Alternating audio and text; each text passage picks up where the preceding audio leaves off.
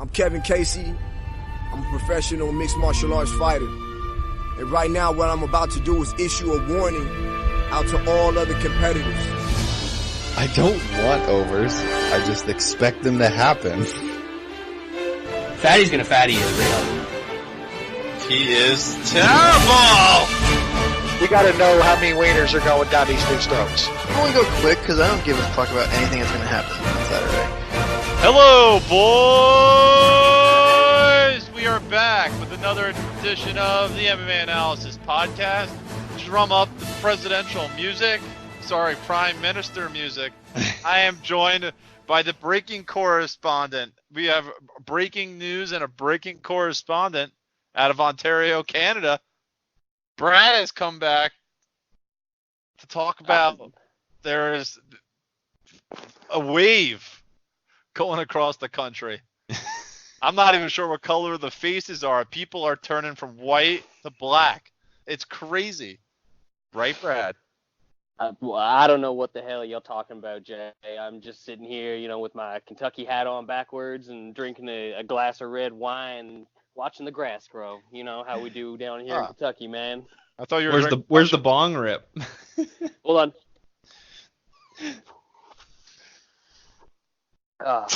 There we go. All right. Now he's ready to go.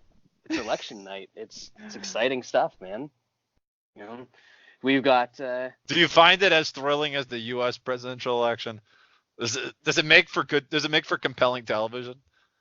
Not really.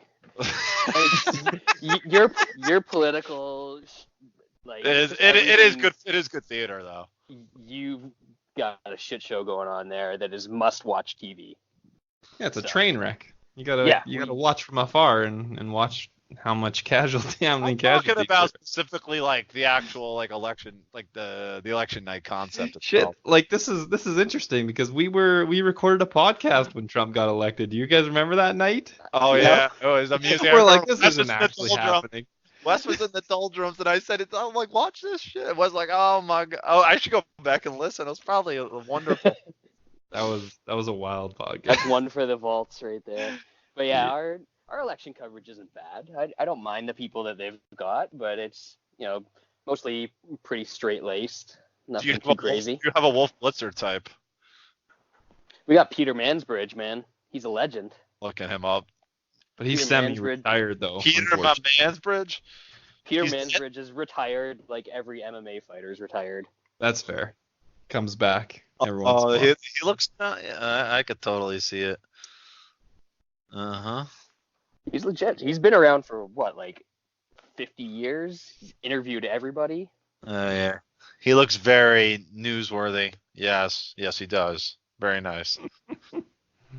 It looks like, as it stands right now, though, liberals are, that's our ruling part. We don't have the two-system party like Americans. I like how our audience, because it certainly needs educating. Oh, absolutely. We've got, there's 6 parties that they consider main parties, but there's 3 actual parties. Who are the 3, and then who are the other 3?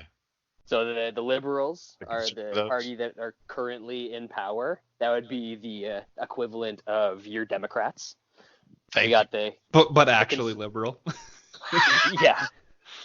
We've got the conservatives, which are your Republicans, but not nearly as conservative as your Republicans.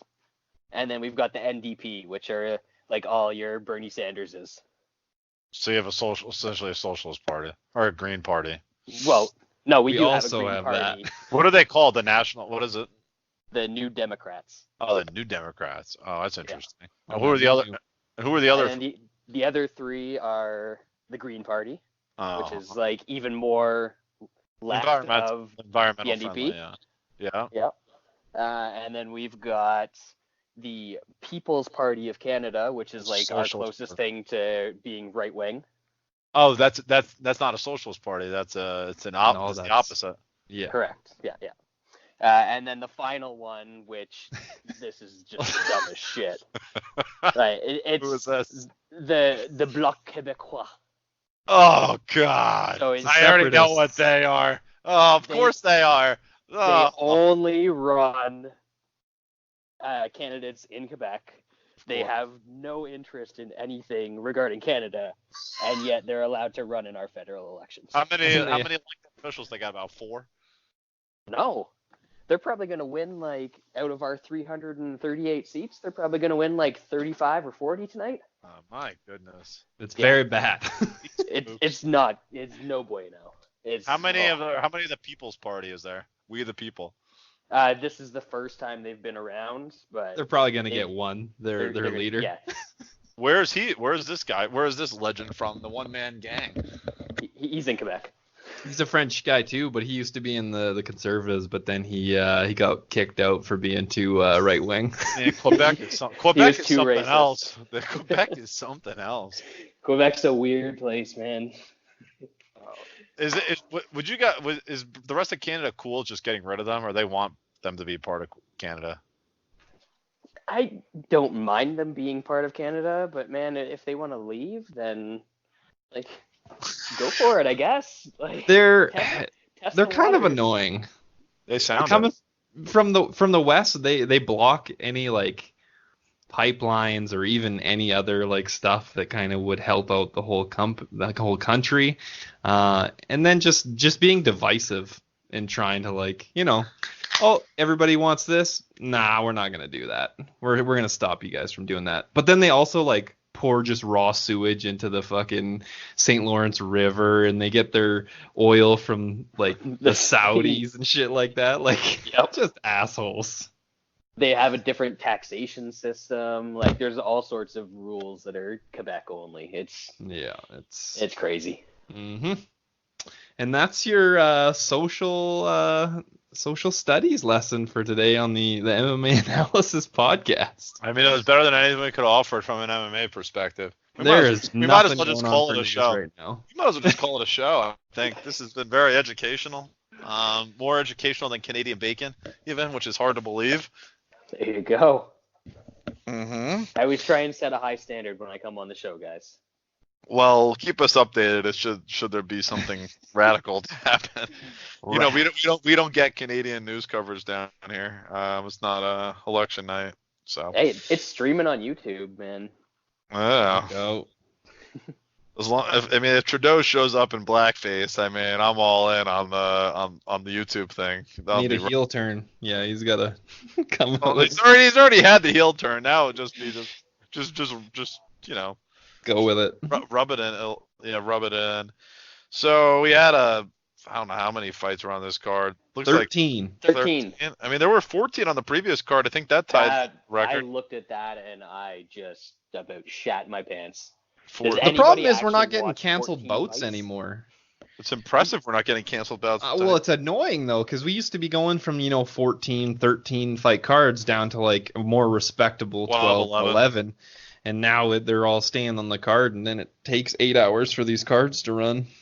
The pro part is at least, like, half the fights are on non-tel, like, on the digital, or whatever you want to call it, and they just kind of flow better. Like, the one will end, one will come. I mean, at least it's a lot quicker. But yeah, so we'll do the first 3 prelim, or the first 4 prelim fights and then do the last 3. But so the first one saw Tanner Boser. Is he Canadian? Yeah, he used to be a bouncer at the strip club that's a couple blocks away from my house, but it burned down. Do you know him? Hag in 6 seconds. Yeah.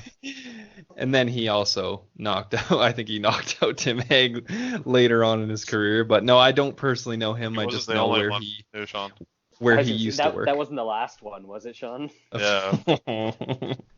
No, it was not. That was in boxing. That was boxing, yeah.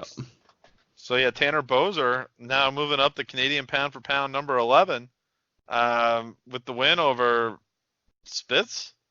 I mean, this can't be any relation to the great Mark Spitz, because there's nothing great about Daniel Spitz. This was not a good performance. Next fight, we got Brendan Allen winning in his UFC debut over the Mook Kevin Holland submission, 2nd round. Then we saw Sean Brady putting a pretty good performance over Court McGee. That guy looks pretty decent, getting the win over Court by decision. And then the Mr. Randy Costa, Mr. Boston, taking out Boston Salmon by TKO first round. This was pretty vicious. Boston Salmon looks to be about one of the most disappointing fighters in the UFC in like the last. How did you not say smoked, Jay? How did you not say smoked? Brad, I think he kind of locked up in the cage. Ah. Ay. All right, Brad, did you actually see these bouts? No. Okay, Nushan, what did you think of these four?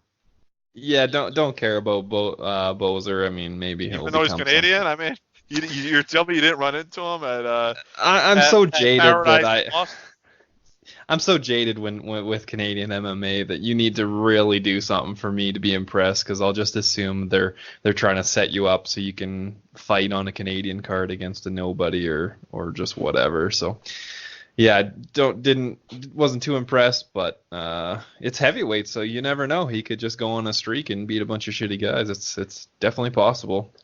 Kevin Holland is just one of those guys that seems like he has a lot of talent. He just doesn't have the headspace right now to fight and win.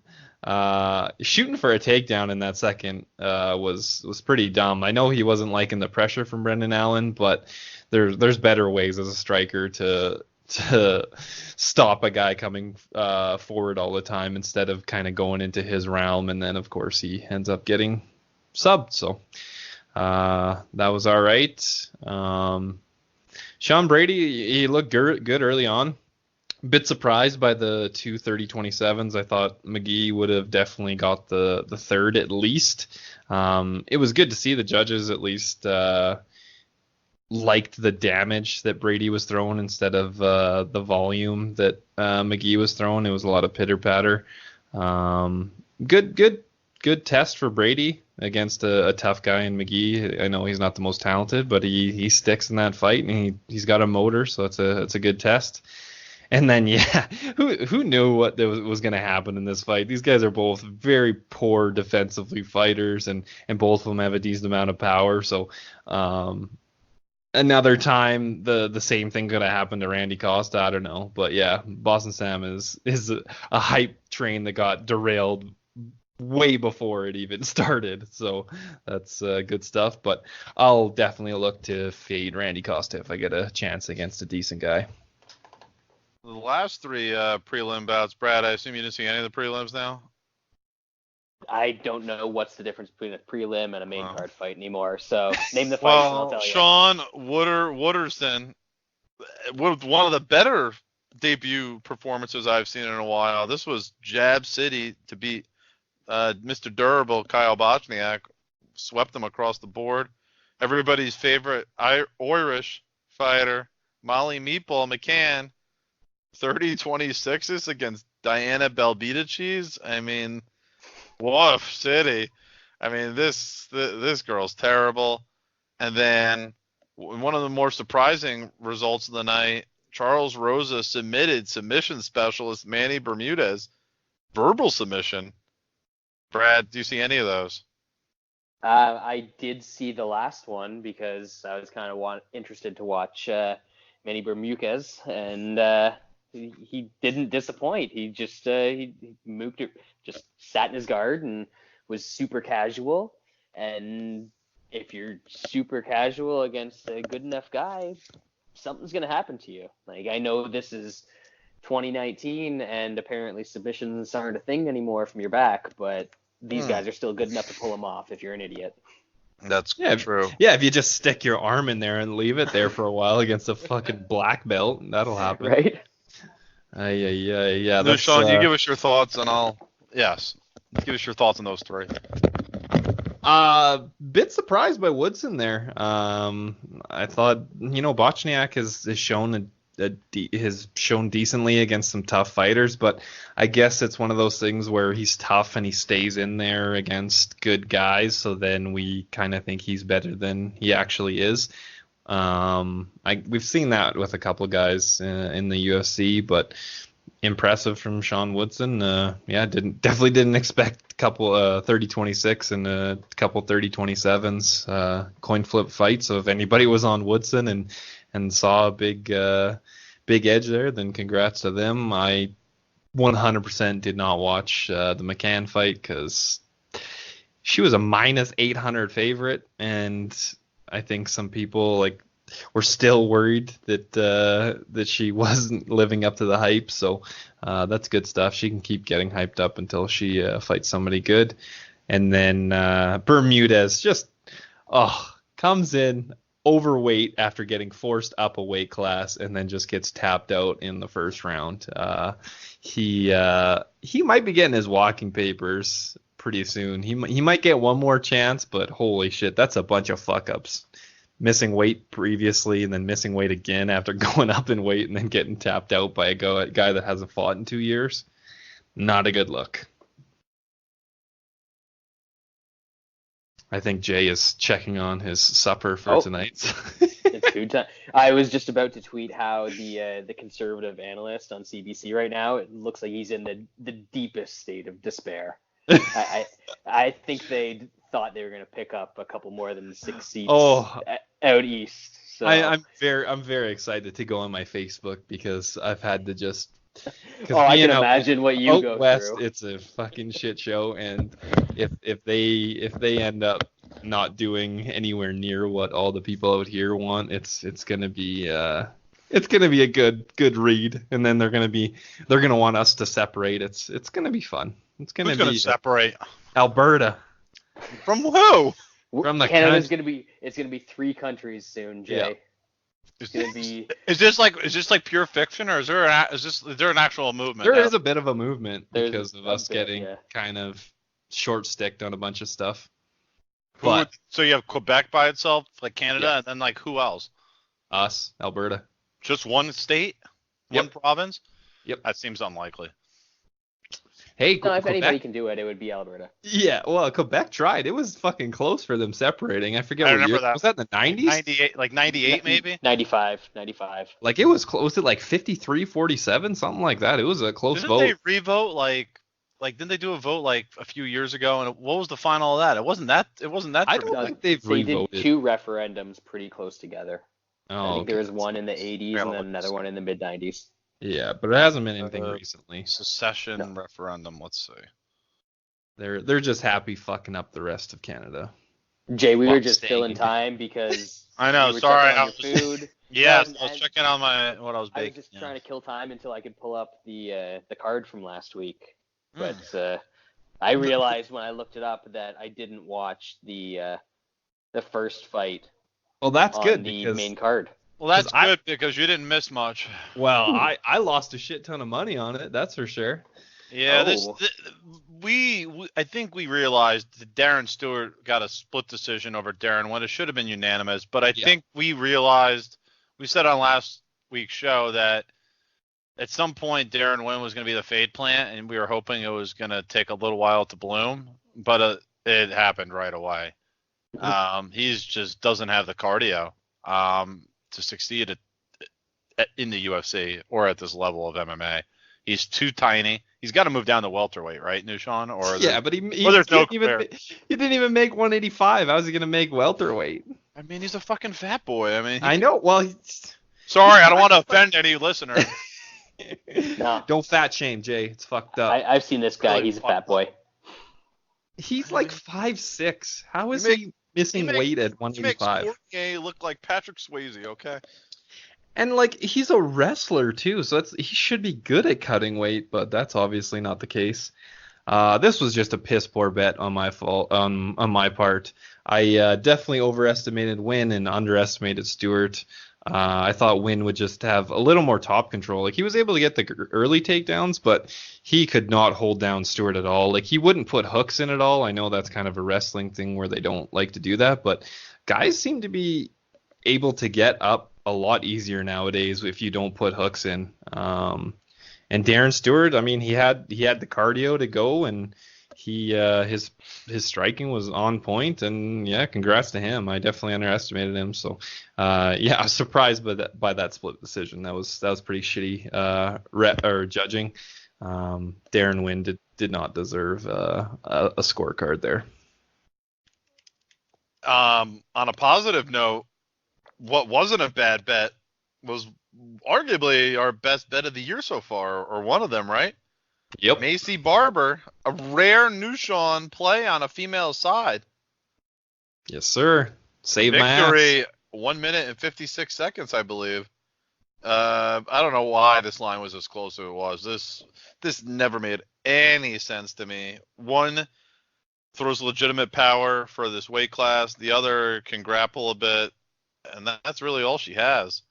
Barber destructed her, and she's well on her way to being one of the top 5 fighters in this weight class. I'm trying to figure out what 5 fighters may be better than her in this weight class, and I'm struggling to figure out who they are. Nushan? Yeah, this was the redeeming one. The win was a terrible bet, and this one was a good one. I guess the line was kind of close because I guess people were unsure of the takedown defense of Barber. I guess because I don't know, like in a stand-up fight, Robertson was going to get fucked up, and that's exactly what happened. And we saw Barber's takedown defense looked okay, and her just physicality in this weight class is enough to just outmuscle these girls that are trying to take her down. So now she wants to fight Paige Van Zandt, which is kind of fucked up because Van Zandt is terrible. But I mean, I guess I don't blame her to try to get a named win, especially when she's only like, what is she, 21 years old, 22 years old or something like that. So I can't hate on it too much, but she should be fighting somebody with that's a little better competition. So I'm looking at the Canada secession thing from 95. Looks like 50.6% no, 49.4% yes. There you go. Yeah, that's fucking close, man. There was 54,000 vote separation with 4.75 million votes in total.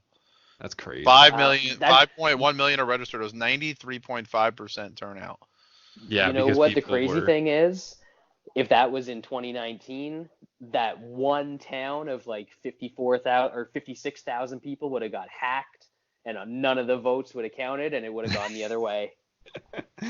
They would have found a way. Yep. Brad, did you actually see Maycee Barber destroy Jillian Robertson? Like, you know, kind of the Jessica Andrade, John Lineker, just like, I am going to physically overwhelm you with offense, and rarely do those sort of fighters exist in women's MMA that are just going to get taken down. They can usually toss people off and do what they do until they get to the very, very top level. And Gillian Anderson, as Dominick Cruz kept saying for some God unknown reason, is just, she's fine. She's top 15. She can grapple a bit, but she's not the type of fighter that's going to take out Maycee Barber.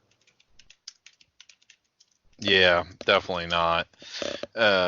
I don't know who it is, to be God honest with you. More good news. I don't know who's in this division. Outside of Shevchenko, it's hard to remember. I guess Andrade. She's not even in this division. Nope. Man, it's confusing. I guess Shevchenko.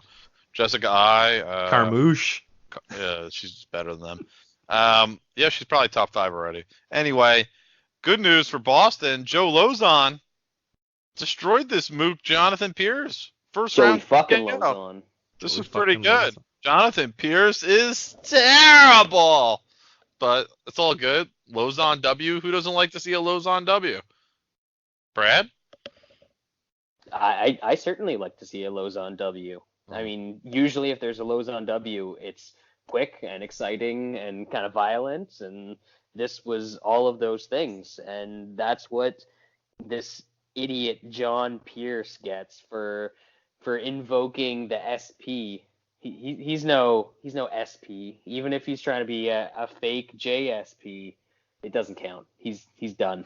So the hell is a JSP? That's his nickname. I read that somewhere. His nickname is JSP. God. Yeah. New Sean. Oh, I just wish this was the final W for Joe Lozon, because I don't think there's a much of a better way to walk off a career with just a dominant win, first round KO in Boston. But of course, you know what's going to happen. He's going to stick around for a couple more and catch him more damage and get knocked out probably a couple times. But not much you can do. You can't tell a fighter what to do. So good to see Lozon. That was a nasty kind of hold he had. Pearson just had his arm cranked back and just teeing off on his face.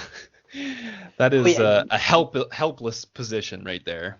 It was Cormier talking about how it was like Lesnar and Mir, except the crazy thing is, you know, Lozon was on the guy's back and he had like the leverage and the position to be able to crank his arm like that. Lesnar was just laying on top of Mir and so strong that he could just wrench his arm to the other side. Like, I think we forget about what a freak that dude is.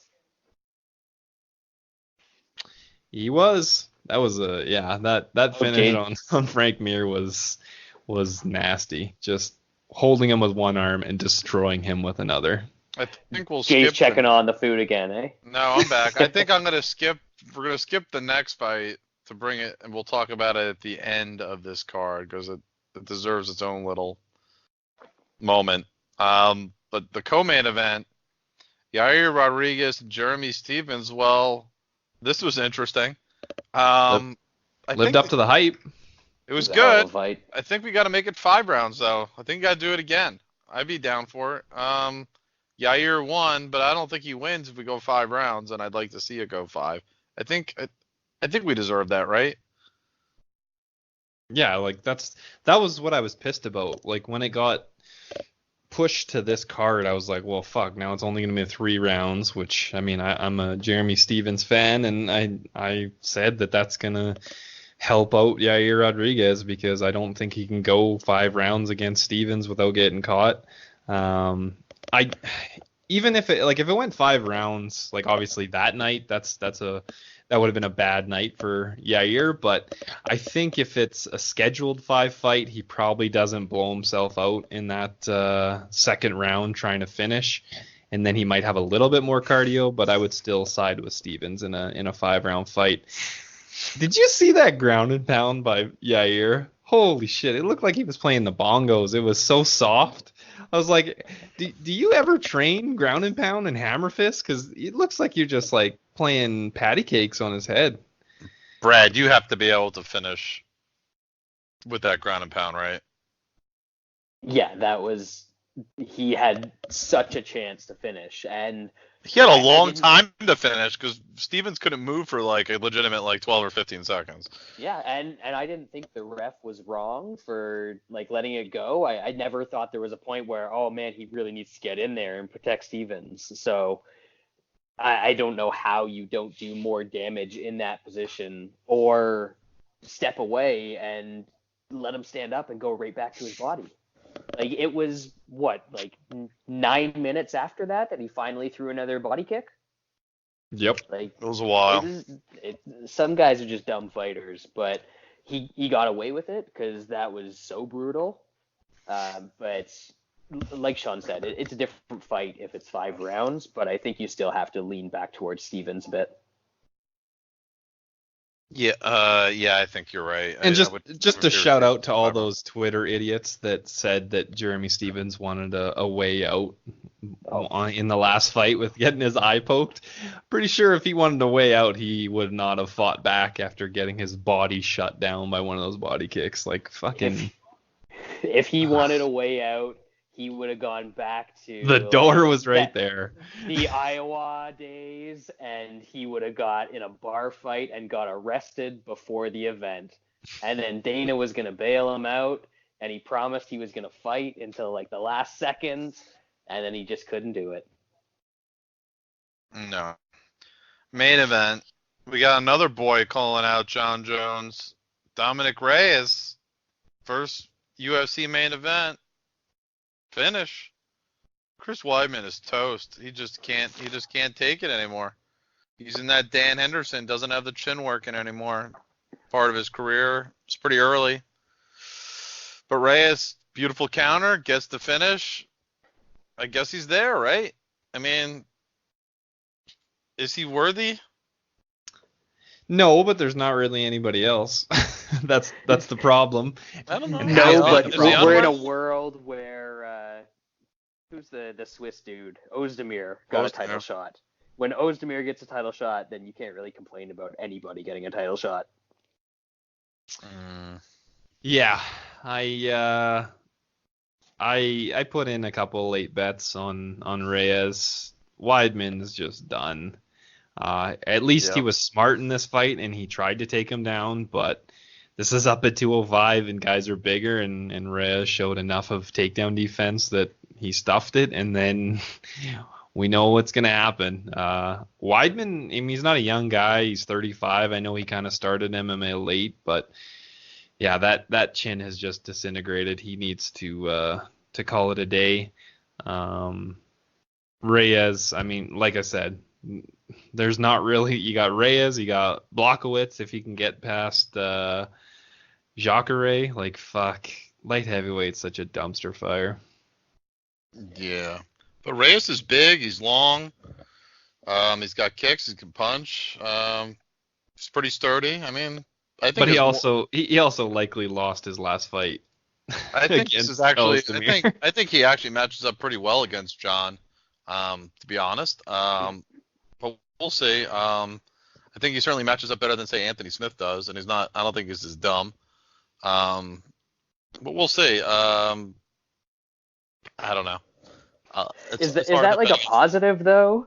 That he matches up as well as Anthony Smith and like he matches up better than Anthony Smith. I mean, better than Anthony Smith, possibly the worst challenger ever to John Jones's title. I mean, he's never lost. I don't know. I'm curious to see what kind of line they put out there for this fight. I think John's going to be like a 350 minus 400 favorite. This guy's definitely talented and athletic, and it's just he's young. You know, he's never lost. I mean, there's something. Yeah, there. I'd rather watch him than most of the people that have fought John Jones over the past 3 or 4 years. So go for it. And there was somebody that tagged Wes in the. They posted the applesauce picture. I think it was before the Lozon fight. They just they jumped the gun by a couple fights. That's okay. Better early than late. Oh, that was good. Now, the fight that we skipped over, Nushan, I'm going to let you describe the scene and tell what happened, and then give your take on what you thought of that whole sequence and was the right decision made. You can start us off. This is peak MMA right here. Greg Hardy has asthma, and which is kind of funny because he's a fighter, but he wants to take a couple hits of the old inhaler between the second and third round. Supposedly he had already talked to USADA about it. He had talked to the commission about it, I guess. So he asks the guy that's like standing right beside him, just monitoring it, who's working for the Massachusetts Athletic Commission or whatever, if he can use it. And they're like, oh yeah, you got it. And then fucking Dean Thomas pulls it out and he hits it a couple times, and everybody else is just like, what the fuck? You can't do that. It's so good though, because of course this has to happen to Greg Hardy. Because the outrage after is hilarious, because if it was anybody, if it was a no-name fighter, if it was a guy that's fought a couple times, it'd be so much less, but because it's Greg Hardy, he gets railroaded, which fair enough. I mean, he's done some shitty stuff, so I guess you can take out your hate on him in whatever way you choose. This is what the UFC gets for going to these fucking terrible athletic commission states. I mean, we've seen some of the dumb shit that New York State has done since they've legalized MMA.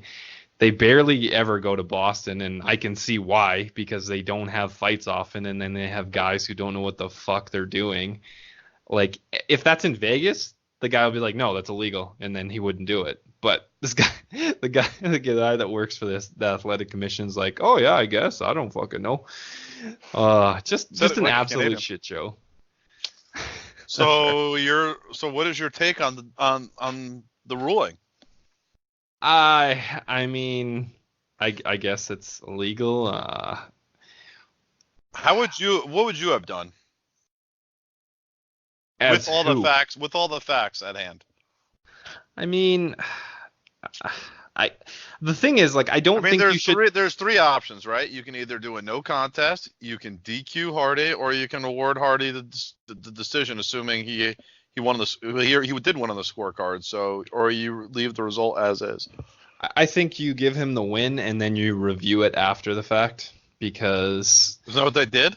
No, they overturned it like instantly. I'm saying like you should have done like an investigation of what the fuck happened and how this happened, but it is what it is. I mean, I had the social media thing in 2019 where there's instant outrage, so you immediately just like delete the whole thing and pretend like it never happened. Yeah, pretend like it didn't happen. Yeah. All right, Brad, your thoughts on this? I honestly, if I didn't notice it because no one did. I don't watch fights between rounds. Like, it's hard enough to get me to watch fights during fights. No one could see it. There's nothing to see. I went to a commercial. Yeah. So like, I didn't see anything. I wouldn't have noticed. I still don't really care. Like, he was winning this fight very clearly. It was a terrible fight, and nothing really changed after that round. He did less in round 3 after the inhaler supposedly gave him these superpowers than he did in round 2 and less in round 1. Like, it doesn't make sense. There was no real benefit here. I get why people are up in arms because it's Greg Hardy and they've got a hard on for just watching shit go wrong in his world, and whatever, cool, good for you. I don't care. Like, he was beating this guy. This wasn't a good fight. It wasn't a well-made fight. It was an intentionally poorly made fight. So I guess it deserved the kind of the shitty ending that the booking deserved in the beginning. On the plus side, everybody hates Greg Hardy even more, and we're likely to get an even better line next time against whoever the fuck he fights. That's true. Because honestly, I think it was maybe midway through the second round, and I started a tweet that said, like, if you don't think that Greg Hardy is good at this and rapidly improving, then you're an absolute idiot. And I got a phone call before I could actually send out the tweet, and I still feel the same way. He is good at fighting. And he's getting better. I don't care that this fight was a garbage fight. It obviously something happened in there, and he still looked good up until that point. He was piecing up a giant, or not a giant, a tubby Polynesian dude with a giant skull. Like, those guys are tough to knock out. It just doesn't happen. But most guys at heavyweight, he puts that guy out in the first round.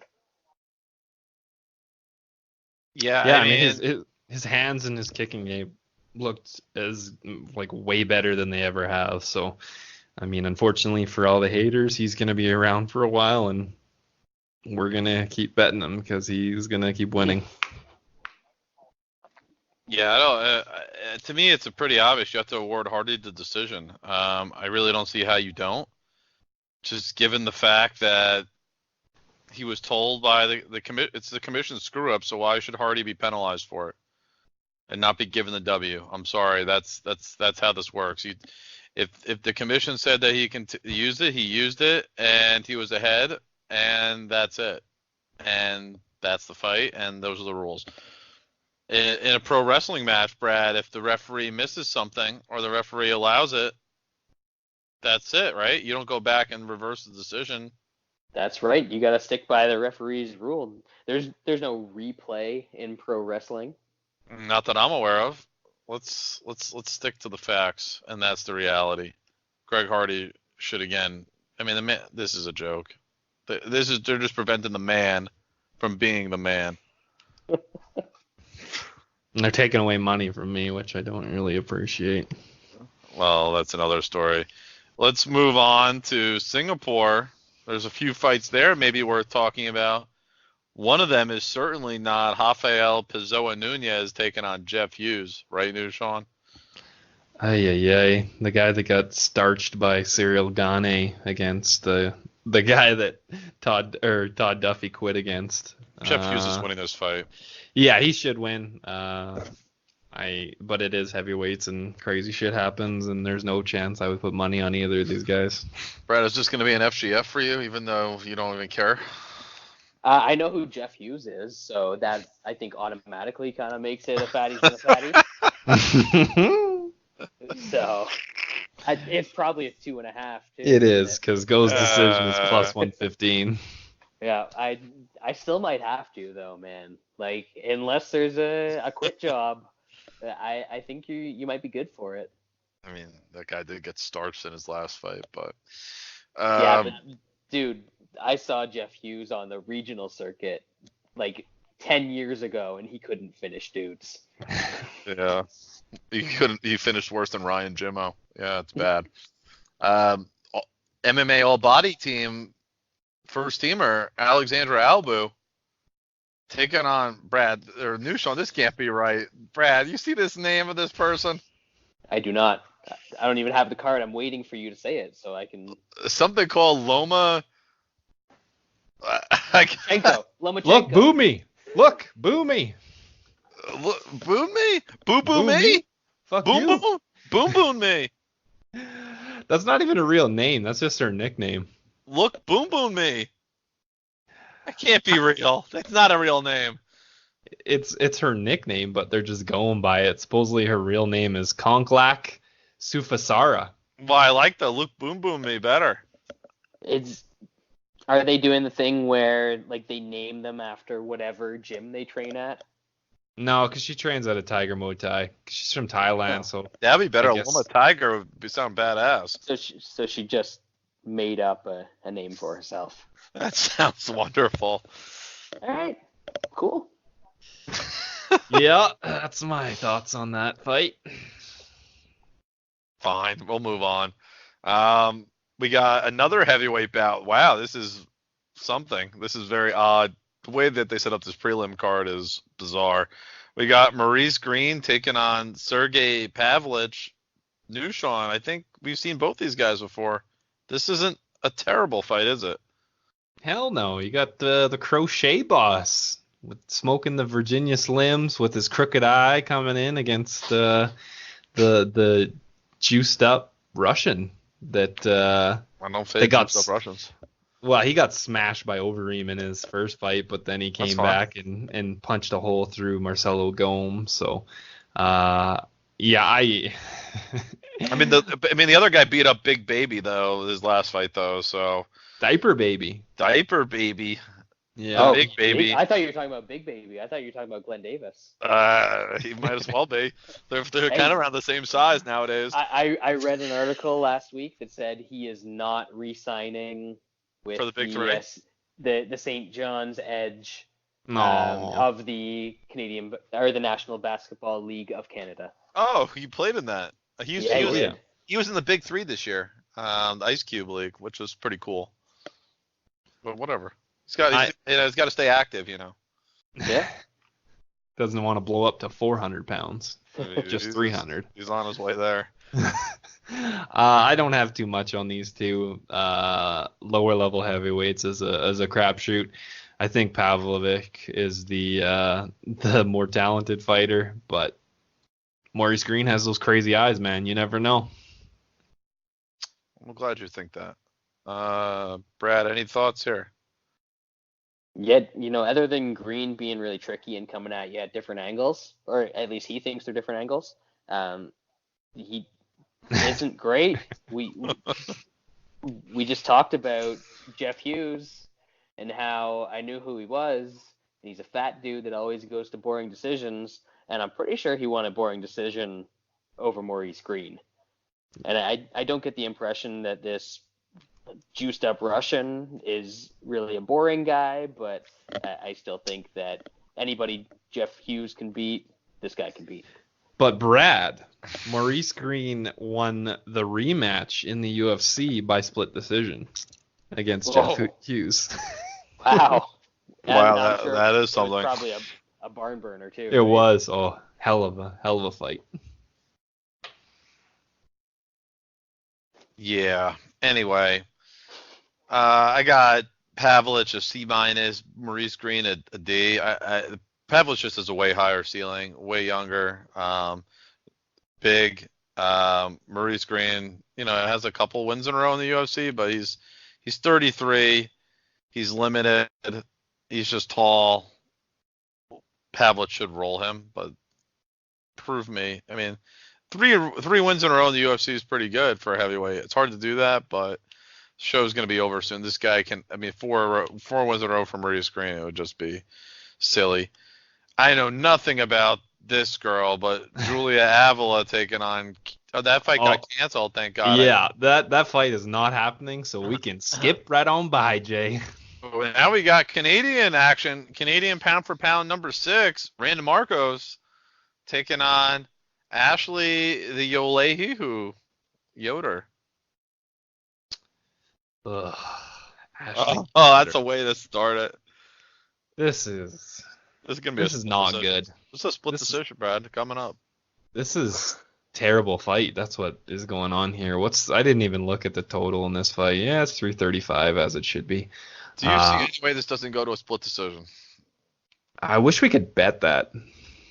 Could get some decent odds on specifically a split decision. That's what it seems like. I don't think either one of these girls is going to dominate. Marcos should be able to grapple to start with, and then when she tires out, then it's going to be on the feet, and it's going to get sloppy and boring, and yes, you should probably... This fight's going to happen at like 3 a.m. or 4 a.m., so this would be a good little cat nap. This would be like going to the bar and watching 2 sloppy drunk chicks fight at 3 or 4 in the morning. There you go. With more grappling and less hair pulling. I'm not sure. Fair. It's a toss-up. Yeah. I got Marcos a C, Yoder a C-.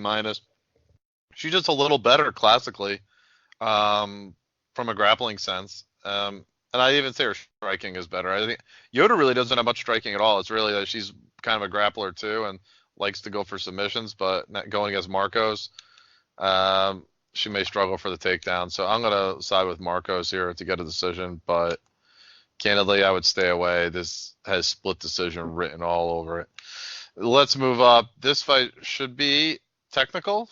I have a feeling it's going to be very boring, though. Enrique Barzola taking on Movsar Evloev. Nushan, we like Movie Star, right? This is like Movie Star. This is like my favorite cycling team. Yeah, he might as well ride for them. Anyway. Don't they sponsor a bunch of like La Liga teams too? Movie Star? Yeah. I don't know. Movie Star, yeah, they're the ones who sponsor all the Colombian riders. Yeah. Anyway. Except the one that won this year. Yeah. Yep. Exactly. You got it. I was pretty impressed with Evloev in his first fight in the UFC. Showed a lot of variety of his game. Looks to be really well-rounded. He was supposed to have another fight in the UFC, but the guy pulled out last minute. He was a huge favorite in that one, and then they give him a pretty decent sized step up against Barzola here. I think Evloev is the real deal.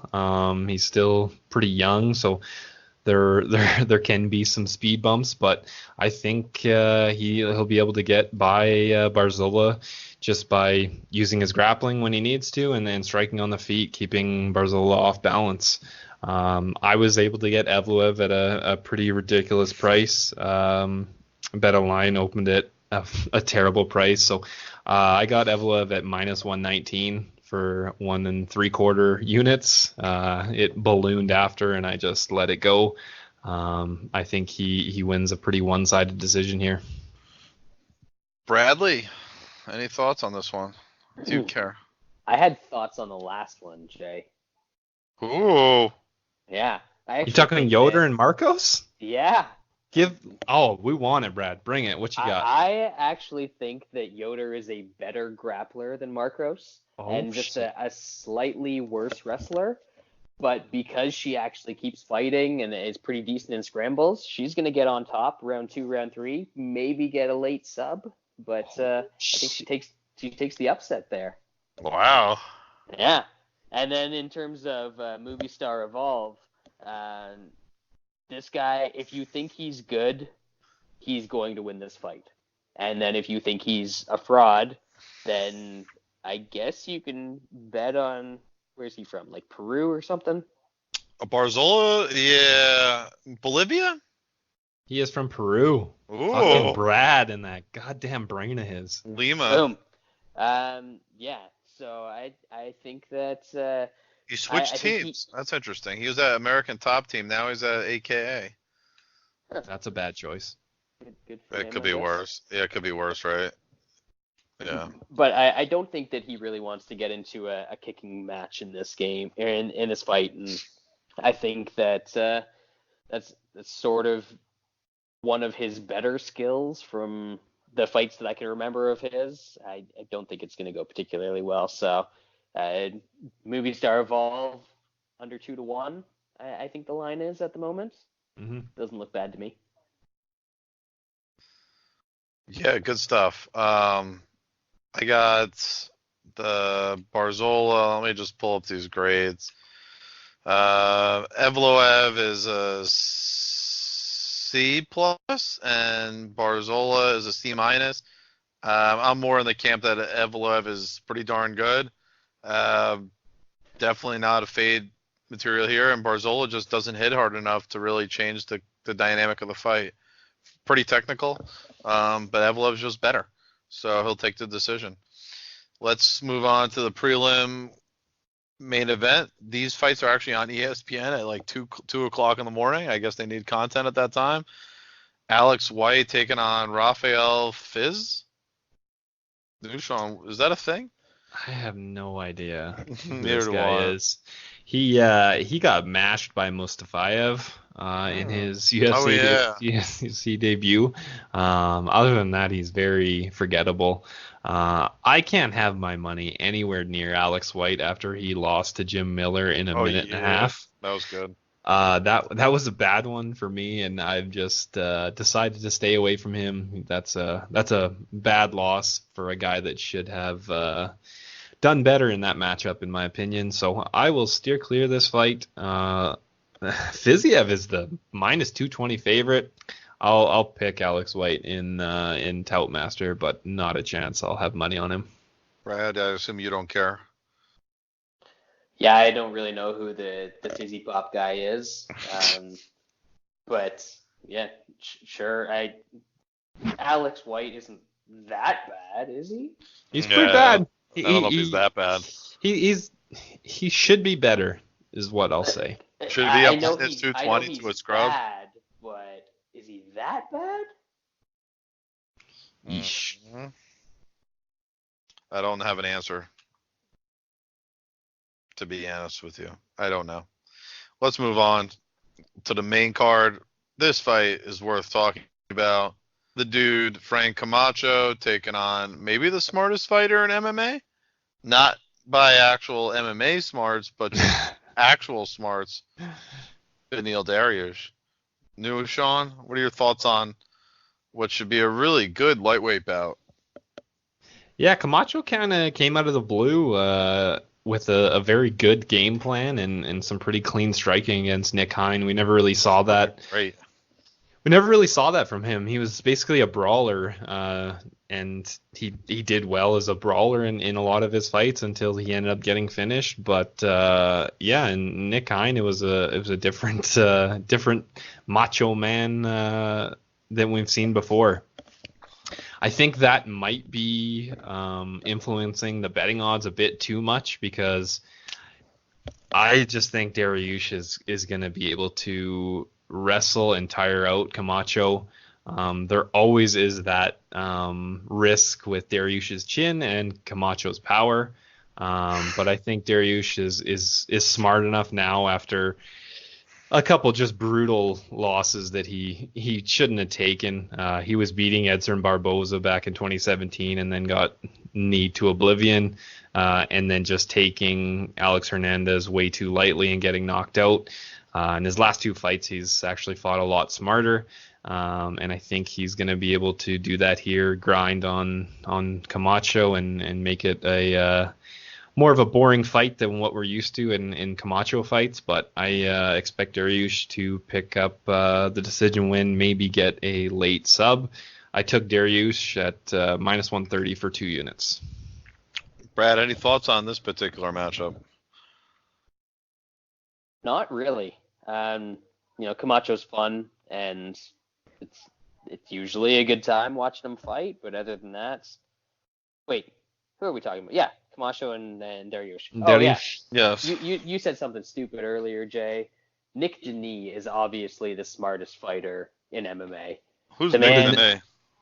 He fought in the UFC. He's got like a degree in chemistry, and he actually retired because he was like, "Yo, I'm smart, and I it's thought probably not Dariush had probably chemistry. not a good thing for me to get hit in the head for a living when I'm actually a smart person."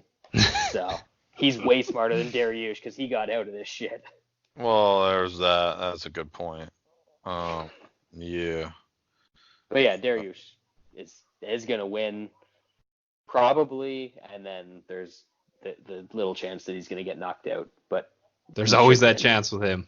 like, it is what it is. Yes, it is what it is. You're absolutely right. I'm trying to see if I have Camacho C- for Camacho. Dariush. Where's my Dariush grade? Come on, Jay, where is it?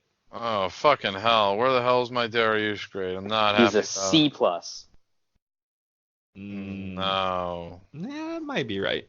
I think C is accurate at this point. Or do I have a featherweight grade for Dariush? Is that the problem? I don't know where it went. But, yeah, I'm going to say Control a C. F, Jay. Control F. No, I'm missing it. I don't know why I deleted it. Unless I put him at welterweight or something weird. I don't even know. Doesn't matter. But this should be a really compelling fight. I'm really looking forward to it. I think Dariush is going to try to force the grappling, and that's really, I think, his way. He's going to have to win this fight. Because I think that Camacho will certainly be willing to take the strikes. And if it gets into a firefight, while Dariush could have success, especially early on, we saw it against Barboza. There's a lot of success in the striking, but his chin is a bit vulnerable. He's been clipped in fights and finished, and he can look good for 8, 9, 10 minutes and still lose fights. It's certainly the plausibility out there. If he sticks to the grappling game plan, I think he wins. If he gets into a firefight, the buyer beware. Could be dangerous. I would avoid betting it, but this has all the makings for a potential fight of the night type of bout. We've got big news, Jay. We've got big news. Oh shit, here we go. Ooh, wait, breaking. CBC, CTV, they're projecting a liberal government. Justin Trudeau unites the people again. through colors of all faces. Oh shit. And takes the Canadian government home once again. Gotta love it. So the country that's against all forms of racism elects the racist president. Pretty much. Way to go. I'm a racist. He did it to celebrate culture. He likes to dress up, Jay. That's right. He's very dressable. Yeah, it's very, very dressable. You know what? One time, probably about a decade ago, I painted myself blue. I went out as a Smurf for Halloween. Why How dare you, Brad? Are you? How I thought it dare was Blue Man Group. Even better. No, Smurf. Definitely a Smurf. Okay. Is that all? Is that what you got? Or is there more to that story? No, that's it. You Papa Smurf. Doc Smurf. Michael Johnson and one of Brad's favorites, Harlem Heat. Oh. Stephen Ray. Oh. Dun dun dun dun dun dun. Dun. Yeah. Newton. Stevie Ray can't beat Michael Johnson, can he? I mean, he can't. I threw a dart on this one. Woof. Yeah, that's fair enough. Yeah, But you that might be number getting is, I know that Ray, he got knocked the fuck out last time. Didn't look good against Cajun Johnson. Got knocked out by Paul Felder, but it's not like Michael Johnson has looked good either. He didn't look great against Artem. He was winning against Josh Emmett and then got knocked out in glorious fashion. Maybe he's making a resurgence. I just don't believe it. I just think this line is kind of out of whack, and I mean I expect to lose this one, but when Stevie Ray got to plus 285, I had to throw a unit on him. Stevie Ray's got decent striking. I think that's where Michael Johnson's going to want to have it. So I'll hope for a close back and forth fight on the feet, and maybe I can squeak out a decision. Brad, any thoughts on your boy? I don't hate what Nushan's talking about here. Like Michael Johnson, when you start to bounce around in weight classes and just jump back and forth, you're looking for something because something's not there. That's true. I think that's the point that Michael Johnson's at. He's tried a bunch of stuff and none of it's worked, and he doesn't really have any answers anymore. He has fast enough hands, and as long as he throws his right hand as a punch instead of a slap like he does sometimes, he's got enough power to get this done, but the line's a little too high. Yeah, it might be, but I don't even know what my grades are here. I don't really care. Candidly, I don't. I just know that Harlem Heat's gotten gun shy. I mean, it's very anti-Booker T, which is, that's his fault. But he just doesn't want to throw anymore, and he's really regressed. I mean, Michael Johnson may be hittable, but he's still a capable striker, and he's going to land the more quality strikes in this bout over Harlem Heat. I'll take Michael Johnson to win. Again, just a way better striker. Let's move on. There's 3 fights left on the card. This should be something. We got, is this the Francis Ngannou training partner, Nushan? Cyril Gane? That it is. Taking on the dude, Dontel Mays of Contender Series fame. I think he's won a Contender Series more than any other fighter. 3 times. What's his record in those 3 fights? 2-1? 2-1. Oh, okay. He lost to the formidable Alan Crowder in his first fight on the Contender Series. All right, Nushan. How long does this fight go? I sure as hell hope it doesn't go longer than a couple minutes, because I mean Gane could probably go longer, but I don't know what the Mays cardio is. And I don't know what his cardio is going to look like after a couple minutes. This is going to be a stand-up fight, and somebody's going to get knocked out. I would definitely side with Gane, but once again, this is a guy who he only has 4 fights in MMA. Obviously, has a lot more in kickboxing, but these gloves are a lot smaller, and crazy shit happens in low-level heavyweight MMA. So I would not be putting money on Gane, but I will definitely pick him to get the knockout. Brad, any thoughts on this one? You know what? I'm just looking up the line right now for the fatties on this one, because they're not fat though; they're just big. So you're likely going to get a 1.5, because goes to decision is plus 325. So I would say you're probably going to get a little bit of plus money on the 1.5, right, Brad? Yeah, that's it should add up to, I don't know, maybe like plus 130, plus 140 on the 1.5. So I think I might take that, because Mays isn't terrible. He is. He's not good. He's terrible. when he's got some energy, he's decent. By heavyweight standards, we're not talking. Yeah, it's all relative. Come on now. Yeah, exactly. When he's got some energy, he's all right, and I think he can stay away from taking too much damage early on, and then he's going to get finished later on in the second round when the gas tank goes. The one issue with that is Gane comes in and gets in the clinch, and sometimes he lands some pretty vicious knees to the body. And I think that could be a bit of an issue if he can land some of those early. He might get some of that quit out of Mays a little bit earlier in the fight. So not committing to that fatty's gonna fatty yet, but I'll see what the number is. I got Gane at D+, Mays an F. I mean, Mays is terrible. I'm sorry, Brad. He just is. He's got like 33 seconds of cardio. I think Gane is in the concept of as long as his friend and training partner Haganu keeps winning, Gane will keep winning. I think there's a lot of talent with Gane. It's just a matter of refining it. Like I said, D+ now. Same grade as I got Jair Rozenstruik, and I think both those guys are pretty darn good. It's just a matter of proving it against better fighters as they get more experience. But this is a fight Gane should just run tail and kick the crap out of. He's got real talent, and I think he's going to close this fight out in less than 1 round. Let's move up. Co-main event, I believe that is. I don't know why, but it is. Is that correct, Sean? I mean, I believe so. If I trust Wikipedia, it says TBD versus TBD in the co-main. Yeah, I'm not sure what's the deal there. I really like the concept of that, but yeah, we'll just take it as is. We got Muslim Salikov coming off a KO, taking on my boy Lariano Staropoli, the most un-Italian Italian. He's Argentinian or Argentinian. Thing, new Sean, same thing. I don't know where you went to school, but one of those is in South America and the other one's in Europe. Dude, where do you think all the Italians went after World War II? That's fair. They got booted because they were a bunch of fascists, so they went in hiding. It was a good place to hide. Yeah, I mean, isn't Hitler down there or was down there? Well, according to what's his nuts the Tim Kennedy. Tim Kennedy, yeah.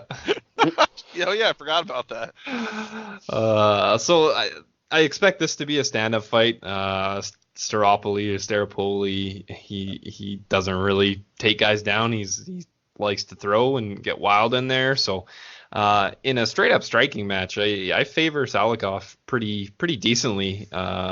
I mean, there obviously is those caveats where he can land, Staropoli can land something crazy, and he does have some decent power and throws wild at weird angles. But I like Salikov here, and I was able to get him at a pretty decent number. I got him at -141. I got a unit on him. He's a pretty damn good stand-up fighter. Obviously, he has some troubles when guys take him to the ground. So I think if Staropoli does try to shoot on him, hopefully he can stuff those and keep it on his feet. And then I think he will be able to finish Staropoli in the second. I'll call the shot in the second. Okay. Brad, any thoughts on this fight? I will be completely honest with you. I have never seen either of these guys fight. I have no idea why this fight is this high up on the card. Because Salikov, that's why. He's a big deal. Is he good? He's pretty good. As long as you don't try to take him down. But like, you say he's good, but then I look on his record. Okay, he's fun. And so he's got a shit ton of spinning. By Alex Garcia. And yeah. Not only did he get submitted by Alex Garcia, he didn't get submitted in the first round. Yes, so obviously he has big holes in his game, but if it's a striking fight, he's very fun to watch. He's got multiple wins by spinning back kicks to the body. That's his claim to fame. He's a spinning guy. So if you like spin to win, then this is the guy to watch. Gotcha. Oh. Yeah, I got both these guys a C-. Salikov clearly is the more talented striker. He's really has a high level technical prowess on the feet, the ability for the spectacular. But sloppy fights, potential grappling, I think that all goes to Staropoli. I think he has the edge and the intangibles, and I'm gonna lean towards him winning the bout just because he offers just more variety and as opposed to Celico kind of having like one way to win. So Attaboy, Jay. I just don't care enough, candidly, about either. But yeah, Fuck I'm the really Russians, interested. right? Yeah, you love Russians. Come on, Jay. I guess you like the grappling Russians, not the striking. I like Dagestani fighters, not Salikov fighters. I think I got that right. I Oh, don't think he's it's too Russian. Oh, he's from Dagestan too. Who the hell am I Yeah, kidding? what the hell are you talking about? He's a kung fu fighter. It's bullshit. It's not a real. It's not a fighting style for MMA. Anyway, He's not a real Dagestani. He throws strikes. He doesn't fight bears. It's not right. Main event. The only fight people care about on this card, really care about. Well, there's Camacho and Darius, so I shouldn't go that far. We got Demian Maia versus the funky one. Where the hell's Lance? He should be here talking about this. Ben Askren, his boy. He's been awfully quiet about Ben since he got KO'd in 6 seconds. 5. This fight has to go a lot longer than this. Oh, it will. So, is this going to end up being like the grappling nullifies and we're just going to get a stand-up fight for 25 minutes?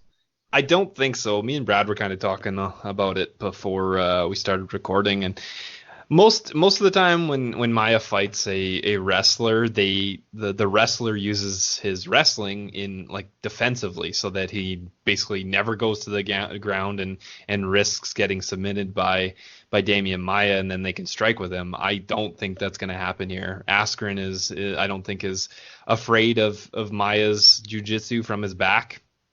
And I don't really think Askren has another path to victory, so it's kind of like he's forced to wrestle. So it is a bit scary that he's going to put himself in those scary situations. But I think his top control and the smothering ability of Ben Askren is going to be too much on Demian Maia.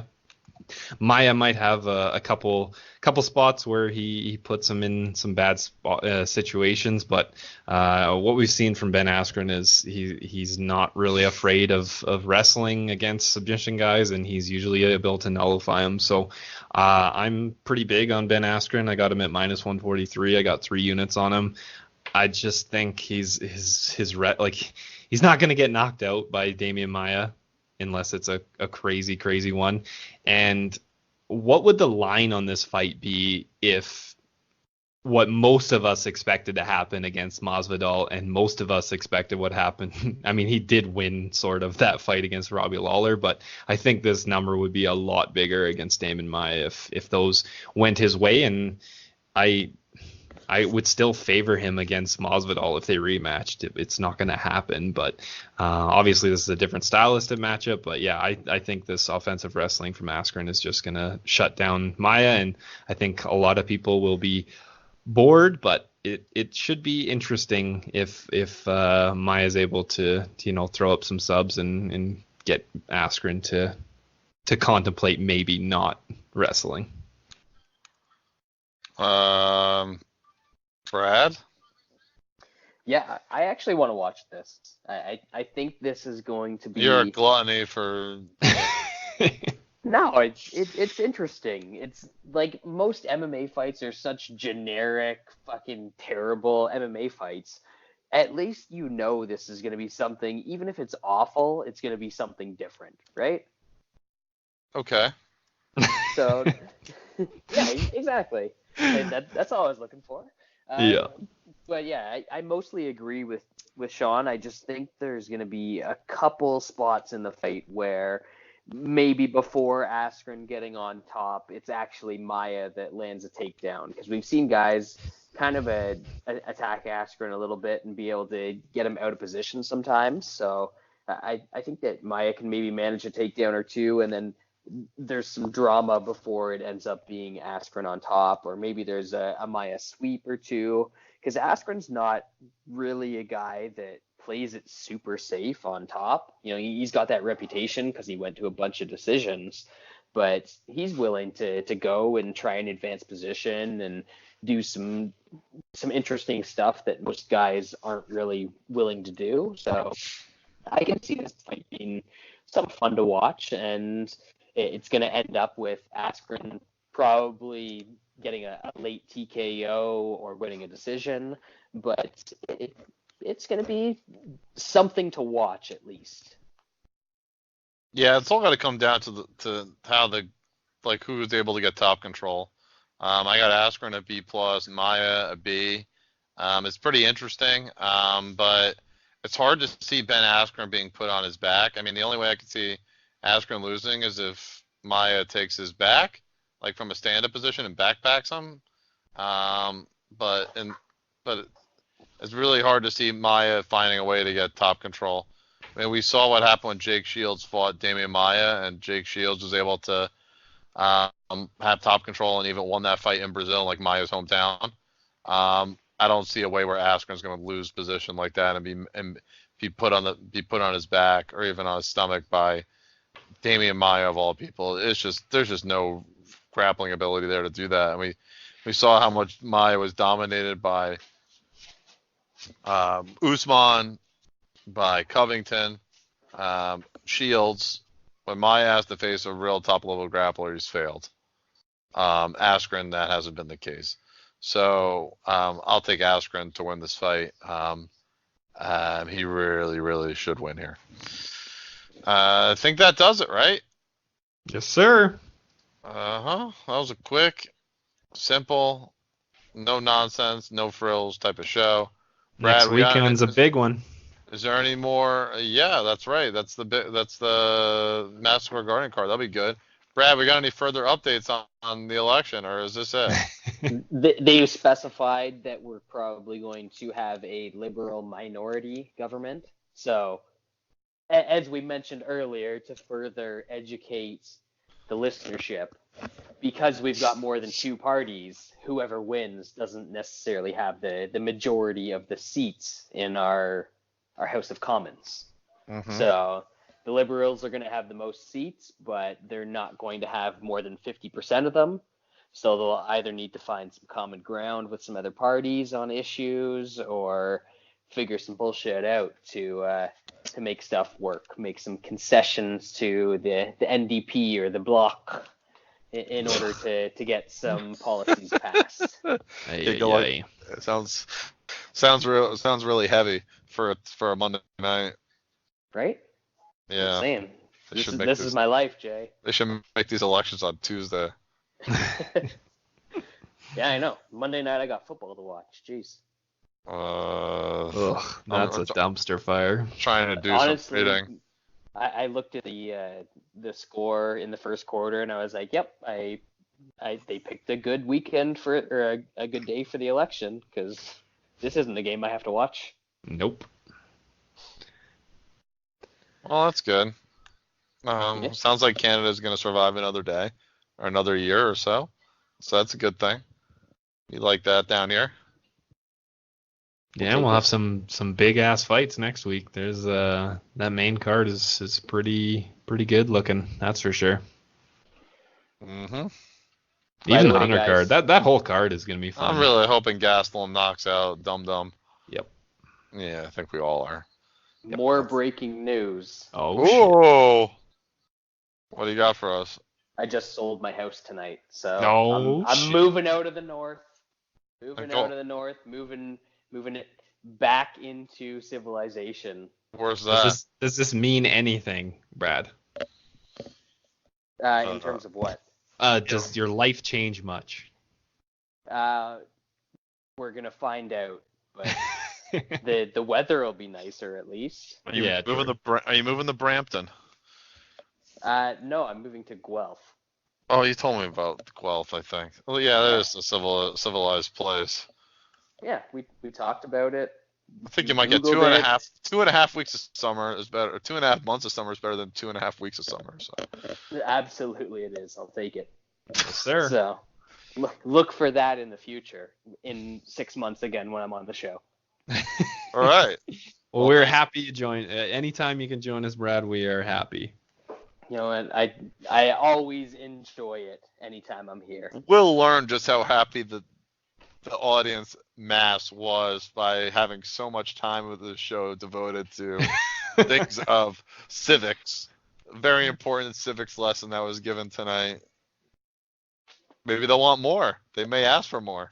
You know what? I feel like we've got an educated group of listeners. I think they're going to appreciate it. Or I at really least, do. or at least a bunch of curious listeners that they like learning. That's why they listen. From what I hear. I mean, Heyo. some of them are. That's okay, because we're, Because Sean and I live in Canada. Yeah. That's right. Yes. Yeah, you elected a blackface man again. So there's that. He loves his paint. Oh. Well, we're good to know. And that does it for this week's show. We'll learn more next week if Trudeau does anything. If he mocks his people, maybe in his victory speech, he's just gonna fully taunt them. We'll learn more. Brad will break in. This is good stuff.